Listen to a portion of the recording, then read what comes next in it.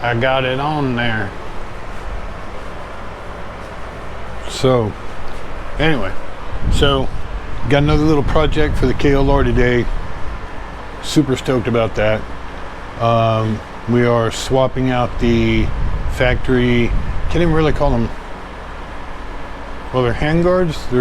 They're a lighter version. The factory ones are on their way to Illinois, which is fine with me. They're in for a very cold winter, and anybody that knows me knows I do not do winter. I tolerate what I have to down here because this is where I reside. But I'd go even further southwest if I could. Hate the winter time. But so let me get digging in this box. Matter of fact, let me show you what we got. Let me show you all this. I cheated. I already cut it open, but I'm going to go ahead and do it like an open box. Oh my gosh, look, it's got a box.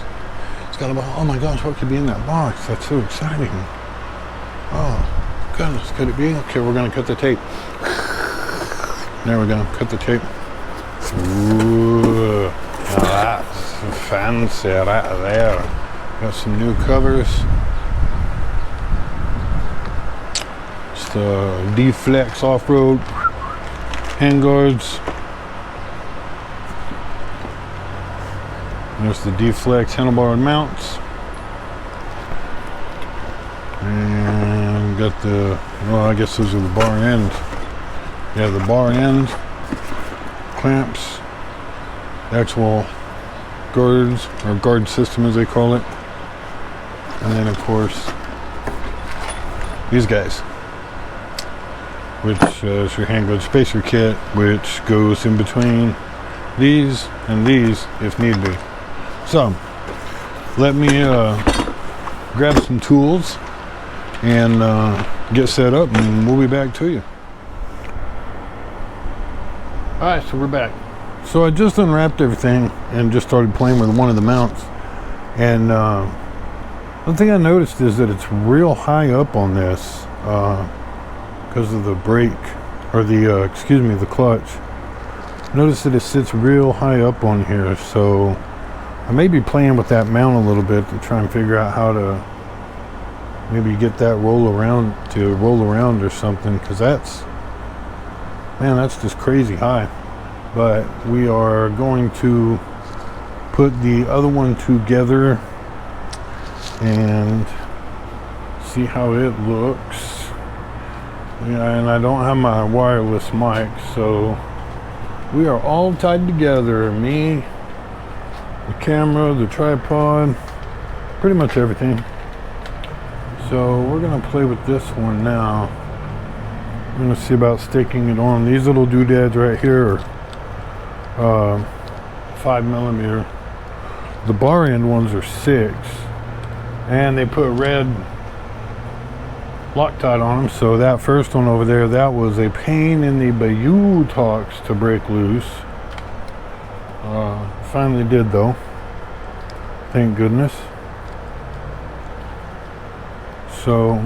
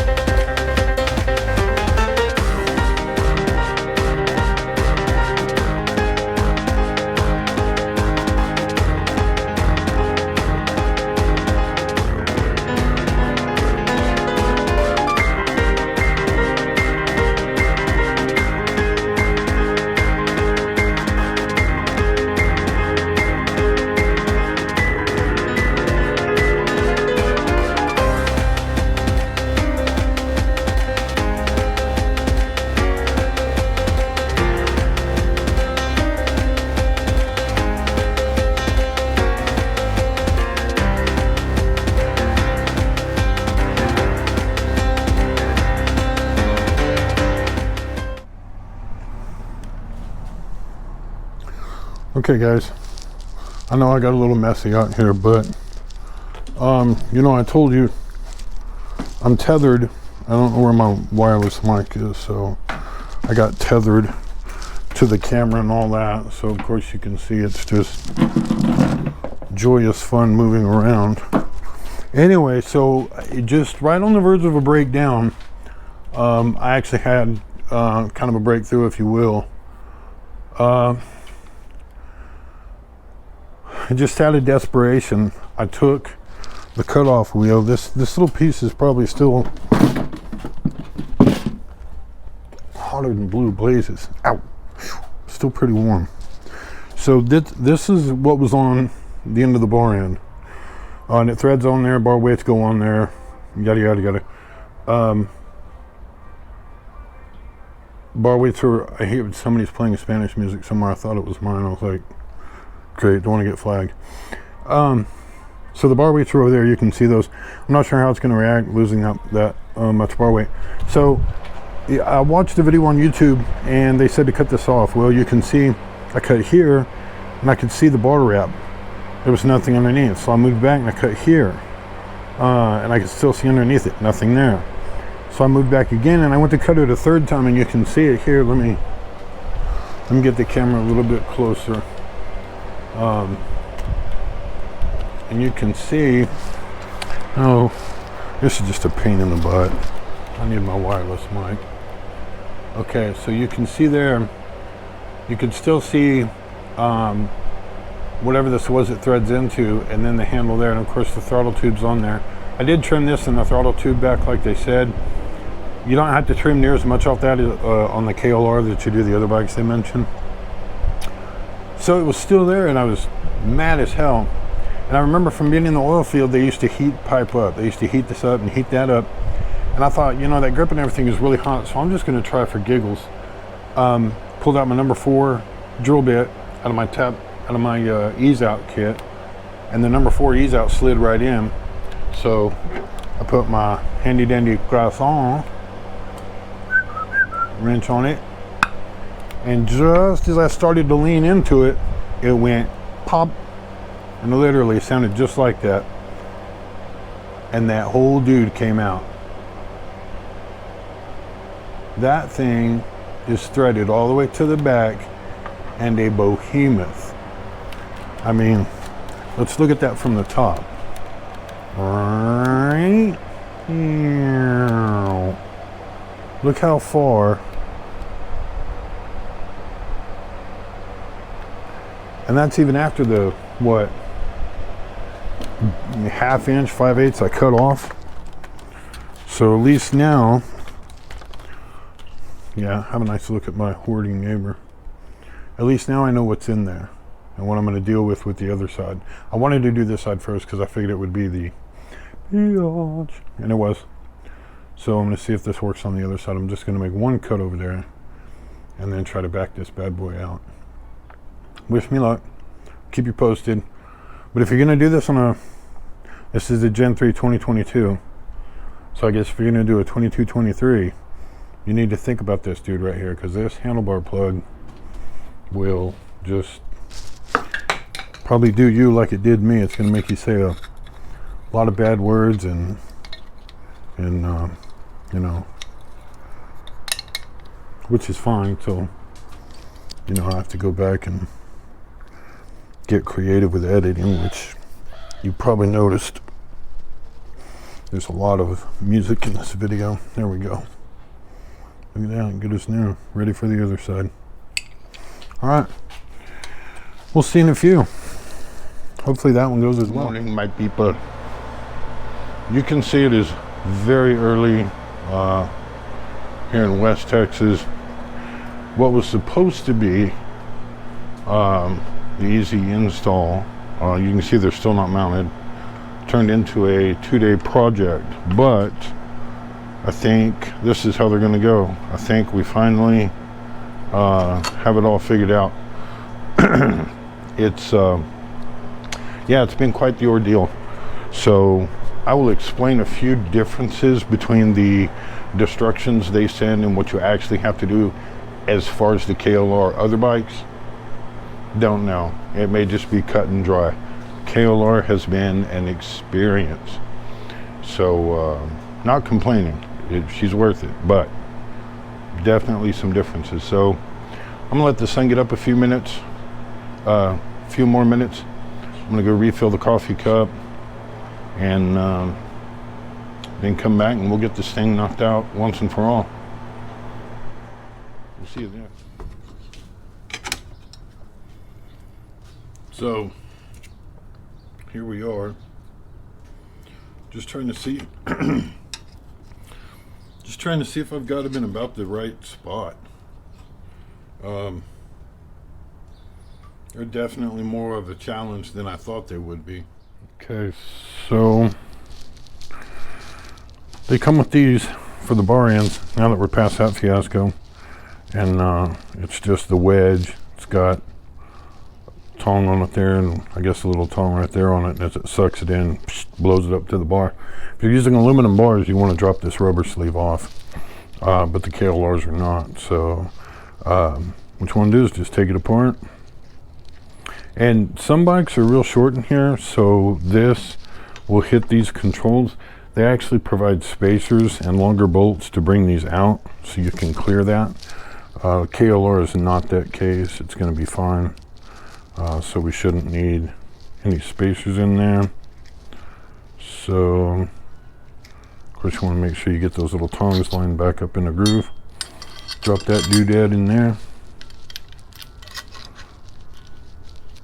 And thread it all back together.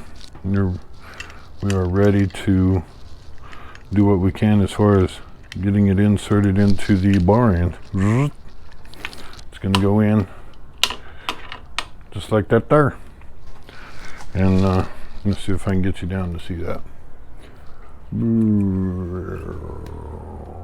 Well, sort of, but you can see it right there. That's that bar end. And get it in the sunlight. Bam, there you go. Now you can see it.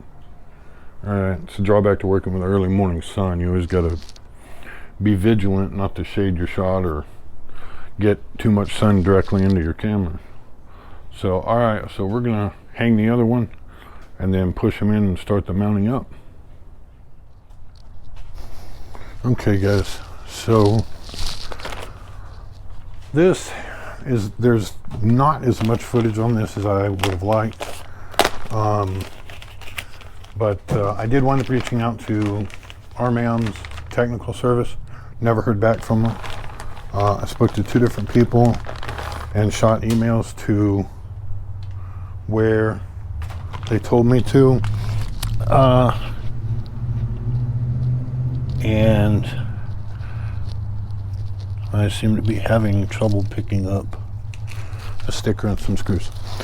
And now I'm dropping that. And they didn't get back to me, so I just kind of had to fly along by myself. Now, I will say there's some things I don't like about these, but there are some things that I already do like about them. So I think it's just going to be 50-50. The mounting system, I think, needs to be looked over as far as the KLR goes, because it is not like the video. There's some things on here you just got to kind of fly along and figure out for yourself, which I'm really not that kind of a guy. You know, I kind of like to know what I'm doing, you know, or at least have a pretty decent idea of what I'm doing before I dive in.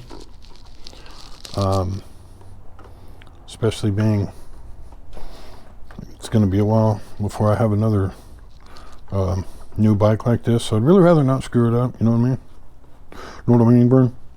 So there's that, you know. So we're starting to put the shield covers on. Let me get around here and see if I can show you some of what I'm talking about. You know, instead of just talking at you, I'll try and show you. Okay, so let's see. So you can see, yeah, I'm still hooked up to the tripod. You can see right there, we're okay there, but we're having to go under this bar here. Ideally, this should mount exactly where that goes. Now, if you want to go with aftermarket bars without this, great. You'll be Johnny on the spot. But I'm not going to do that. The other thing is this. See that right there? huge gap. Tried washering it, tried all kinds of stuff to it, and it doesn't matter. It's just, even had longer bolts, you're going to have that gap on a KLR. There's no way around it. So it feels good and tight. Everything else tightened up real well. Didn't need the spacers, didn't need any of that. It all tightened up real well. So I'm going to run them, you know, and if they just, you know, if they break on the first time I go down, you know, as long as they save me from breaking my hand or a finger or something, even if it totals them out, then they're going to be worth they'll be worth the expense I paid for them. You know, I don't plan on going down, but you know, you never know. Sure as I say that, you know, I will, but then we're just going to use these 3 set screws to put these on, and then we will be Finotoed with this upgrade. Overall, I mean, I like them. They're a good price after tax, and of course I usually submit orders high enough to Rocky Mountain I don't pay for shipping, but not the case this time. Shipping wasn't bad. It was like $6. And that is one thing I do very much like about Rocky Mountain. If they tell you you're going to have it in 3 days, you're going to have it in 3 days. And that's what they told me this time was about 2.5, 3 days, and that's exactly when I got it. Well, see, now this one's not mating up. I don't like that either. So let's move some of these around and flex this cover and see what happens. But overall, I like them. We'll just have to wait and see how everything goes. Yeah, that one's real tight too. Okay, so I'm not liking that either. Alright, well, I'll play with that. I won't bore you. But there you go. So like I said, this upgrade, the first run with this upgrade will be first week of October. I'm going to go trying to get the tripod down so you can get a good look. There we go. Going to go cat scratch around the Lincoln National Forest, go in through the back way, come out somewhere around Ruidoso, and go from there. So I'll have footage of it, so you guys hopefully you'll come along with us on that.